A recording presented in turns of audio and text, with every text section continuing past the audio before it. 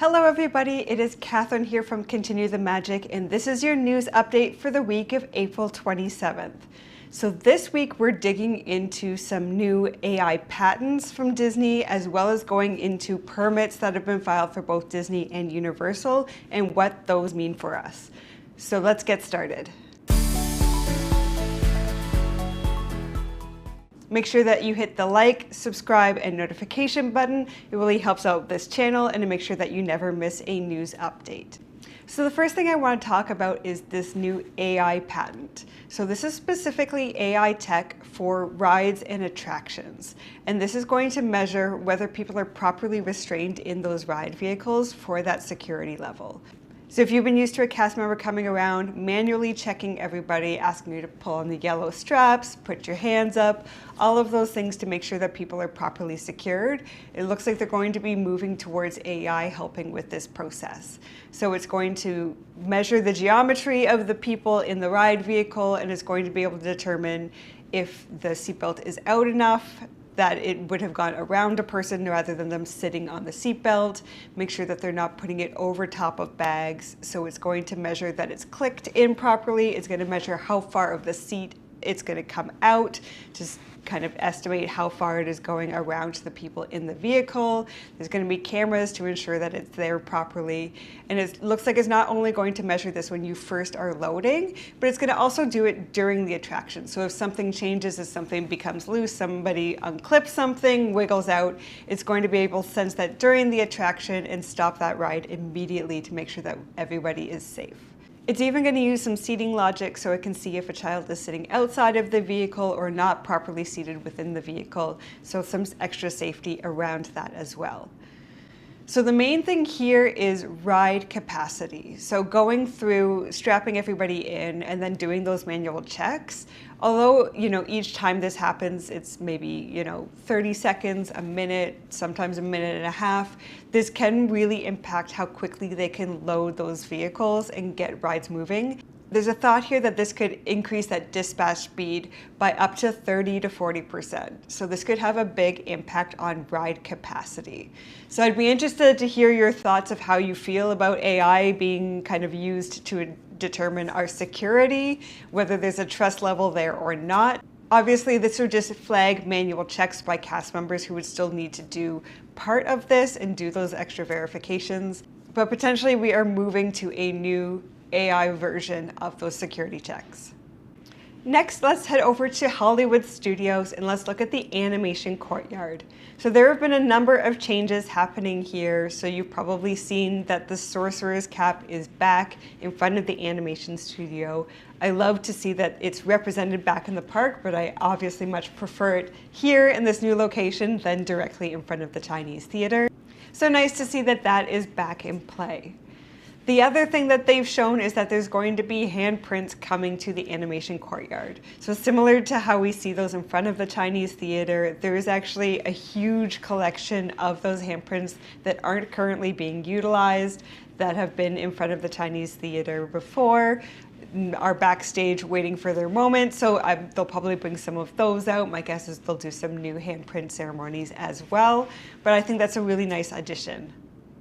We did get a permit for some new signage outside the Voyage of the Little Mermaid. So this has been reopened for a while with the new redesign of that video. If you haven't seen it yet, I will link it here. I do have a full video of that production. So we're going to get some signage changing out here. It's kind of cramped with the construction roads getting into that. So it'll be nice to see what that looks like when it all reopens. And then the other one is permits around Olaf draws. So we knew that an animation experience was coming back, that there's going to be a draw along option here. We were hoping that it would be closer to what we see in the Animal Kingdom, where we have a live cast member walking people through that drawing activity. Instead, it looks like it's going to be Olaf. He's drawing and he's going to have videos to walk you through that. So it's unfortunate every time we see a cast member replaced with an animatronic or AI. There's a lot of that going to be happening in our future. Hopefully at least we get a really nice version of Olaf. Now that we've seen that walk around version, I think there's a lot they can do with this character. So it'll be interesting to see if it's fully scripted, if there is some kind of interactive parts, kind of like we see with Turtle Talk with Crush. in Monsters Inc. laugh floor. So there's a lot of possibilities to what this might be like. My guess is it will probably be more scripted with set videos of walking you through those tutorials. Next, we're going to dig into Lakeshore Lodge. So this is the latest and greatest DVC construction, and this is over in that Fort Wilderness Lodge area. This is being built over top of what was previously river country. So this is looking at an opening for summer 2027. We've got the new concept art. It's a really nice aesthetic. It's an interesting mix of that kind of smaller lodge entryway with some giant buildings behind it. Not necessarily the design style I would have gone for. I'm sure aesthetically they will make it tie into that more rustic wilderness kind of look. This is going to have 967 rooms, so it is going to be one of our largest DVC areas. So we're going to have some 1 and 2 bedroom options near the water. This is kind of the spiritual successor to the Copper Creek cabins, but we're going to have large windows, a little bit more of a modern aesthetic here. And you're going to have a mix of studios, 1 and 2 bedrooms, and grand villas for those larger groups. So again, we're not going as rustic here. We're moving away from that kind of log cabin feel to more of a modern rustic. They've also said that they're going to move away from doing specific character rooms, and they're going more with aesthetic styles for Disney classics that have that nature theme. So we're looking at Bambi, we're looking at Pocahontas, and we're looking at Brother Bear. Brother Bear, I think, is an underrated film, definitely underrated music. Another Phil Collins treasure. If you're a fan of Tarzan, I definitely recommend checking Brother Bear's music.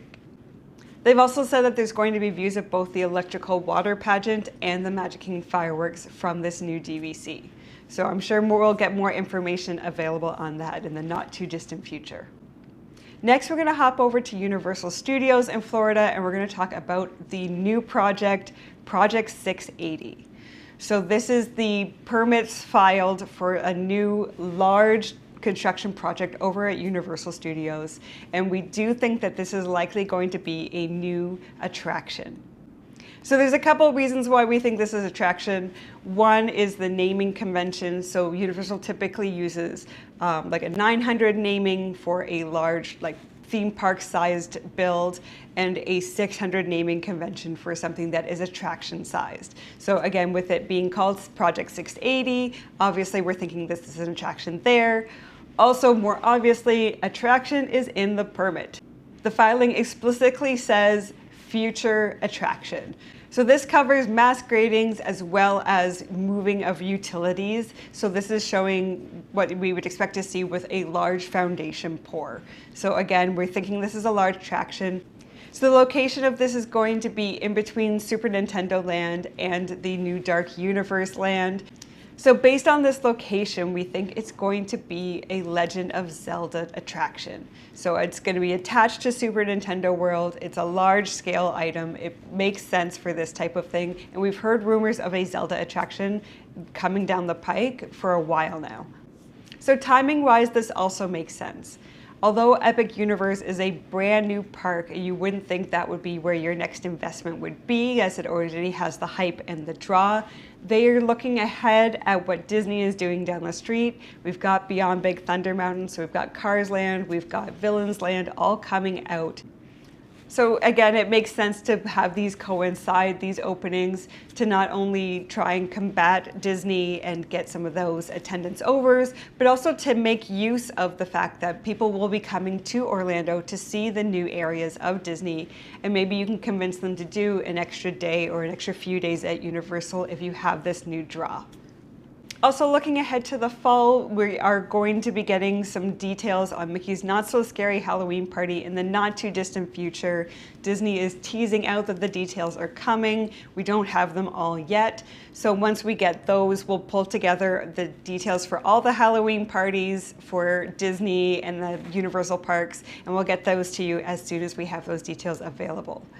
With that, a lot of looking ahead this week at the future of Disney and Universal. A lot of interesting things are coming out, so I'm excited to see where they take this all next. Thanks for joining again. Make sure you like, subscribe, and hit that notification button, and we will see you next time.